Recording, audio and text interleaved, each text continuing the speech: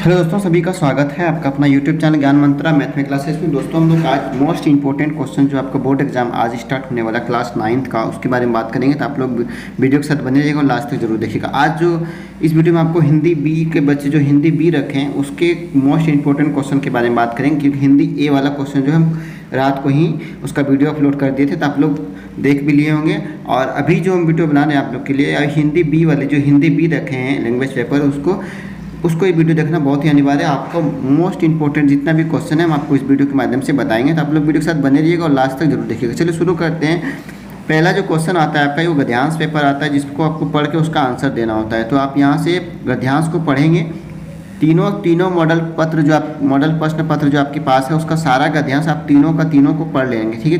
क्योंकि उसमें से कोई एक गद्यांश आएगा ही आएगा, तो आपको गद्यांश को पूरे अच्छे से पढ़ के समझ के रखना है, ताकि वहाँ पे जो भी गद्यांश आएगा उसका आंसर आपको बहुत जल्दी आप समझ में आएगा और सटीक उसका आंसर आप दे पाएंगे, ठीक है। उसके बाद हम लोग आते हैं जो क्वेश्चन आपका लॉन्ग क्वेश्चन है उसमें आते हैं। यहाँ पे व्याकरण का क्वेश्चन भी आप लोग देख लेंगे, ज़्यादा क्वेश्चन नहीं है, 2 क्वेश्चन है, तो यहाँ पे व्याकरण भी देख सकते हैं आप। यहाँ से यथाशक्ति का समास विग्रह करें और भेद का नाम लिखें, धनहीन का समास विग्रह करें और भेद का नाम लिखें। इसमें से 2 क्वेश्चन है, तो 3 में से तीनों मॉडल पेपर में 6 क्वेश्चन है, तो इसको आप लोग सारा क्वेश्चन को देख लेंगे, तो आपका व्याकरण का क्वेश्चन जो है वो नहीं छूटेगा, ठीक है। उसके बाद हम लोग आते हैं यहाँ पे जो 3 नंबर वाला क्वेश्चन आता है खंड ख में गो में, तो उसको हम लोग देखते हैं। जो मोस्ट इंपॉर्टेंट क्वेश्चन है उसको हम लोग देखेंगे। यहाँ पे देखिए पहला क्वेश्चन जो है गीत अगीत कविता का केंद्रीय भाव को लिखिए। ये क्वेश्चन जो है इंपॉर्टेंट क्वेश्चन लग रहा है, ठीक है। ये क्वेश्चन है इंपॉर्टेंट। गीत और अगीत कविता के केंद्रीय भाव को लिखिए, इसको आपको अच्छे से पढ़ के आना है। उसके बाद नए इलाके में शीर्षक कविता में कौन कौन से पुराने निशान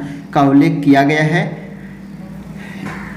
ये क्वेश्चन रहने दीजिए। उसके बाद है कि व्याख्या करेंगे कि रहमन धागा प्रेम का मत तोड़ो चटकाए, टूटे से फिर ना मिले मिले गांठ पड़ी जाए। आप इसका अर्थ को पूरे से समझ लेंगे, क्योंकि ये सब जो क्वेश्चन है ये क्वेश्चन इंपॉर्टेंट है और ये सब हमेशा पूछते रहता है, हिंदी सब क्वेश्चन है, ठीक है। तो इस सब को आपको अच्छे से पढ़ के आना है।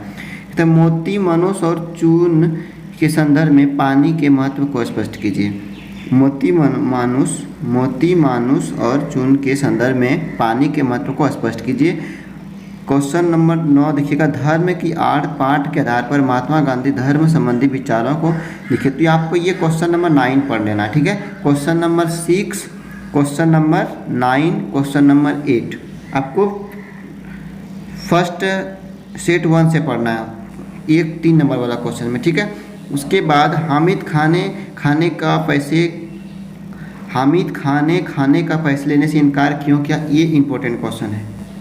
इसको खाने का पैसा क्यों नहीं ले रहा था, इससे इसको क्यों इनकार किया गया, इसके बारे में आपको बताना है, ठीक है। उसके बाद हम आगे बढ़ते हैं। जो आपका मोस्ट इंपॉर्टेंट क्वेश्चन है था 5 मार्क का, जो आपको एप्लीकेशन लिखना होता है। यहाँ देखिए 12 नंबर क्वेश्चन देखिएगा कि अपने छोटे भाई को नियमित अध्ययन पर बल देते हुए पत्र लिखिए। हिंदी ए में था कि अपने छोटे बहन को, इसमें दिया है भाई को, ठीक है। तो अपने छोटे भाई को नियमित अध्ययन पर बल देते हुए पत्र लिखिए।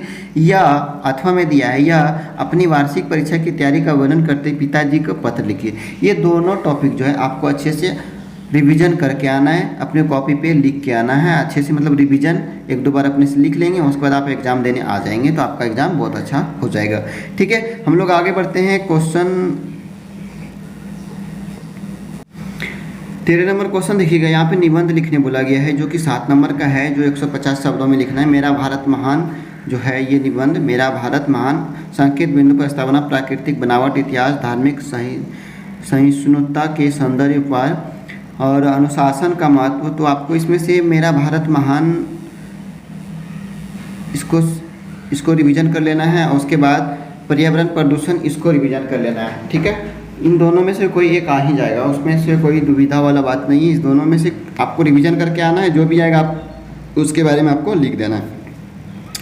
टॉपिक को समझना, उसके बाद अपने मन से आपके मन में जितना भी मतलब सोच सकते हैं उसके बारे में, पर्यावरण प्रदूषण क्यों हो रहा है इसके बारे में आप लिख सकते हैं। मेरा भारत महान है इसके बारे में लिख सकते हैं, ठीक है।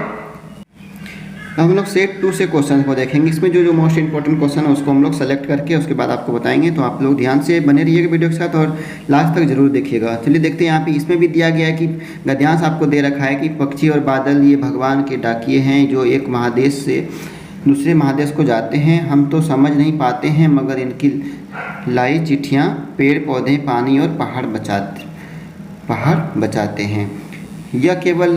हम केवल यह आंकते हैं कि एक देश की धरती दूसरे देश को सुगंध भेजती है। तो यहाँ पे भगवान के डकिए कौन कौन है, तो यहाँ पे क्या हो गया, पक्षी हो गया। भगवान के डकिए क्या क्या बचाते हैं, पेड़ पौधे। और हम केवल क्या आंक पाते हैं, तो यहाँ पे अगर आप इसको पढ़ेंगे तो आपको अब बहुत, हम केवल यह आंकते हैं कि एक देश की धरती दूसरे देश को सुगंध भेजता है। देखिए अगर आप पढ़ेंगे अच्छे से तो सारा गद्यांश का आंसर तुरंत आपको मिलेगा और आप आंसर को अच्छे से कर पाएंगे। तो आप लोग को गद्यांश पूरा पढ़ के आना है। अथवा में भी दे रखा है कि दिए गए शुद्ध वाक्य को शुद्ध करके लिखिए। यहाँ पे लड़का और लड़की पढ़ती है, तो इसमें आपको ये सेंटेंस को सही करके बताना है। यह बात कोई को मत बताना, तो ये भी आपको सेंटेंस को सही करके बताना है, ठीक है। इसको बस जो सेंटेंस का बनेगा सही जो होगा सटीक होगा उसके बारे में आपको इसमें बताना है। लंबोदर का समास विग्रह कर भेद का नाम लिखिए, ये आपका व्याकरण क्वेश्चन है। अथवा में दिया है घर आंगन का समास विग्रह का भेद करके नाम को बताइए।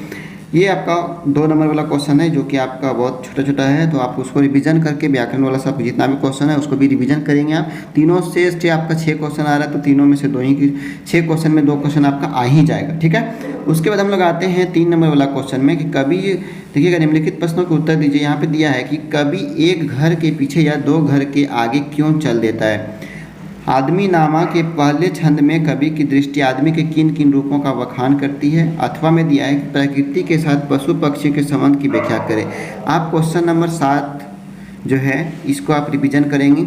आदमी नाम के पहले छंद में कवि की दृष्टि आदमी के किन किन रूपों में का बखान करती है, अथवा प्रकृति के साथ पशु पक्षी का संबंध की व्याख्या करें। इन दोनों क्वेश्चन में कोई आ भी सकता है, ठीक है।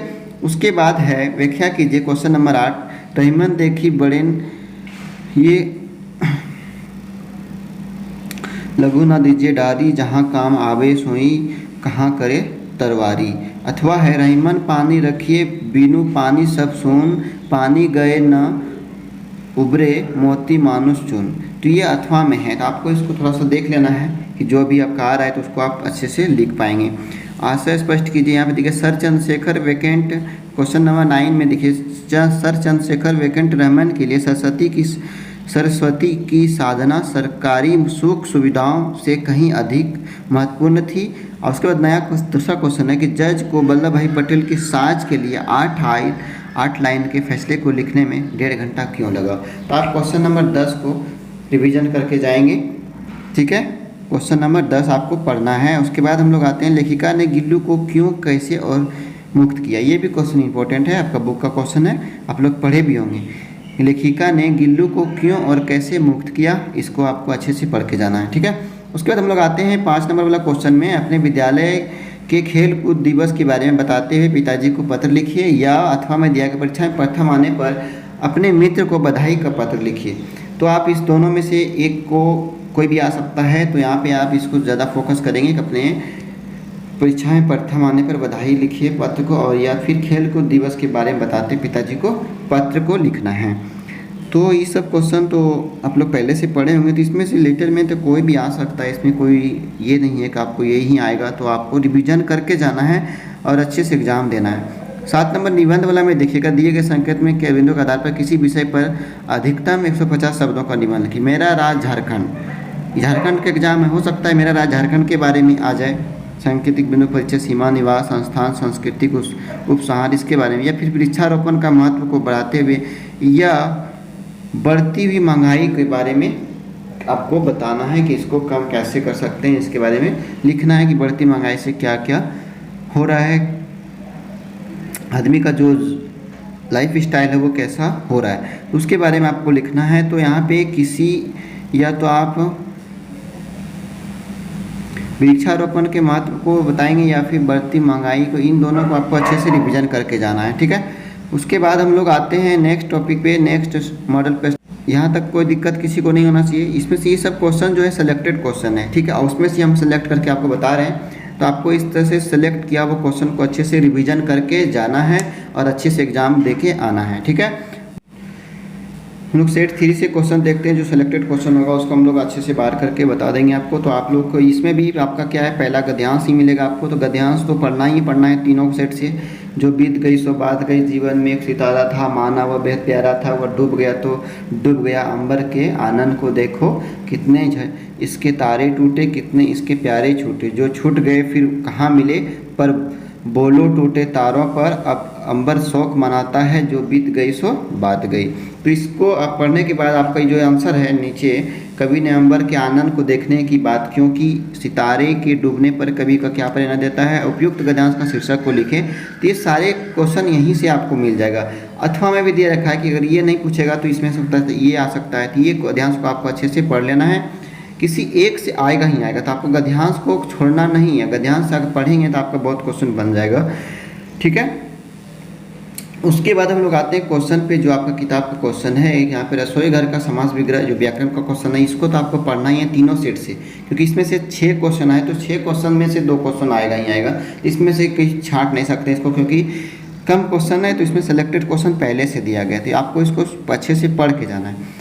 आते हैं हम लोग गो पे। निम्नलिखित प्रश्नों के उत्तर दीजिए। यहाँ पे देखिए, खुशबू रचते हैं हाथ, कविता को लिखने का उद्देश्य है। आम आदमी नामा कविता गीत तो पहले हम लोग पढ़ लिए, गीता गीत भी पढ़ लिए। तो यहाँ पे ये खुशबू रचते, यहाँ पे 6 नंबर जो क्वेश्चन है ये सिलेक्टेड क्वेश्चन है, क्योंकि हम लोग ये दोनों जो है ये हम लोग सेट 1 सेट 2 में पढ़े। तो यहाँ पे इसको पढ़ना जरूरी नहीं है। आपको यहाँ पे खुशबू रचते के हाथ कविता को उल्लेख को उद्देश्य देना है। तो यहाँ पे क्वेश्चन नंबर 6 आपको पढ़ के आना है। उसके बाद है रामन की खोज, रामन प्रभाव क्या है स्पष्ट कीजिए। ये क्वेश्चन नंबर 9, लेखिका की दृष्टि में धर्म की भावना कैसी होनी चाहिए। ये दोनों क्वेश्चन अथवा में दे रखा है, ठीक है। उसके बाद है लेखिका का ध्यान आकर्षित करने के लिए गिल्लू क्या क्या करता था। 10 नंबर, ये देखिए 10 नंबर क्वेश्चन। ये क्वेश्चन हम लोग गिल्लू वाला पहले ही पढ़े थे, हो सकता है ये ध्यान आकर्षित वाला क्वेश्चन आ जाए या फिर रामन की खोज वाला आ जाए। तो आप लोग ये दोनों में क्वेश्चन को अच्छे से पढ़ के आना है। हामिद खां वाला क्वेश्चन हो गया, जो क्वेश्चन आए थे, अगर क्वेश्चन इसका आएगा तो वही क्वेश्चन आएगा, ठीक है। इसके बाद हम लोग आते हैं 5 नंबर वाला क्वेश्चन पे कि आप विद्यालय की ओर से पर्वतारोहण के लिए जाना चाहते हैं तथा छात्रावास में रहते हुए अनुमति हेतु अपने पिताजी को पत्र लिखिए। उसके बाद है अपने बड़े भाई के विवाह में आमंत्रण के लिए मित्र को पत्र लिखिए। तो पत्र जो भी आएगा तो सभी बच्चे उम्मीद है कि सब कोई लिख ही लेंगे, क्योंकि पत्र का इतना रिवीजन करने के बाद जो भी लेटर आता है तो वो बच्चे अपने आप को उसमें लिख ही देता है। तो आप यहाँ भी इसको रिवीजन कर लीजिएगा, ठीक है। यहाँ पे छोटे भाई बड़े भाई ये वाला तो पहले हम लोग पढ़ लिए थे, तो इसको यहाँ पे 12 नंबर जो क्वेश्चन है आपका, इसको आप रिवीजन कर लेंगे तो आपको बहुत फ़ायदा होने वाला है। उसके बाद हम लोग आते हैं क्वेश्चन नंबर 7, निबंध जो आपका आता है। तो यहाँ पे आदर्श विद्यार्थी जो होते हैं उसके बारे में निबंध लिखना है। बेरोजगारी समस्या का समाधान, ये इसके बारे में लिखना है। और देख लेते हैं मोबाइल फ़ोन।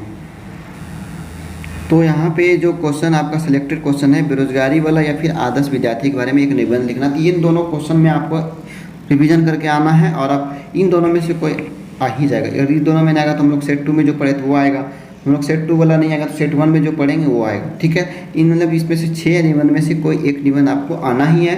तो आपको ये जो सिलेक्टेड क्वेश्चन था आपको इस तरह से रिवीजन करके अच्छे से आपके एग्जाम में आइए। अभी टाइम है 2 से 3 घंटा है आपके पास, तो आप अच्छे से रिवीजन करके और मन को शांति करके बिना डरे आपको एग्ज़ाम को लिखेंगे।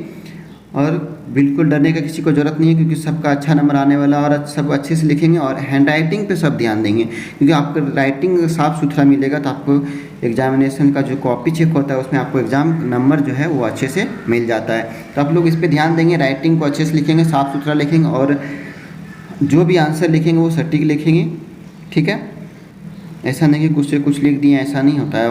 आप रिवीजन करके आइए और उसमें से आप अपने मन से लिखिए, देखिए क्वेश्चन बहुत अच्छा लिखाएगा और आपको आज नंबर भी अच्छा मिलेगा। तो ठीक है, सबको all the best, best of luck. आप लोग अच्छे से एग्जाम दीजिए, और जो इस चैनल पे नए हैं तो इस चैनल को सब्सक्राइब कर लीजिए, क्योंकि सारा सब्जेक्ट कम क्वेश्चन आपको बताने वाले हैं, तो आपको एग्ज़ाम में बहुत मदद मिलने वाला है। तो आप लोग क्वेश्चन इस चैनल को सब्सक्राइब नहीं किए तो सब्सक्राइब कर लीजिए, और जितना हो सके लाइक शेयर ज़रूर कीजिए, ठीक है। तब तक के लिए जय हिंद, सबको all the best, best of luck.